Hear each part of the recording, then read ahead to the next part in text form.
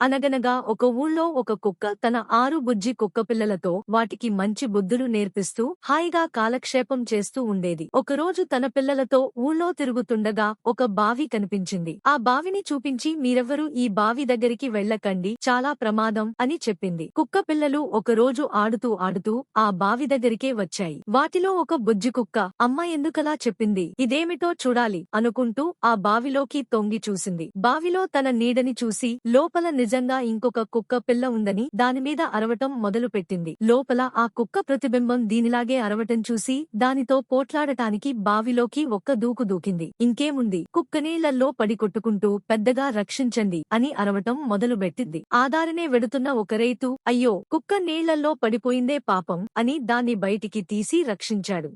నీతి: పెద్దలు చెప్పిన మాటలు వినాలి, కావాలంటే ప్రశ్నించవచ్చు కానీ ఎప్పుడూ ధిక్కరించకూడదు. సితార కిడ్స్ జోన్ ఛానల్ ని సబ్స్క్రైబ్ చేసుకోండి.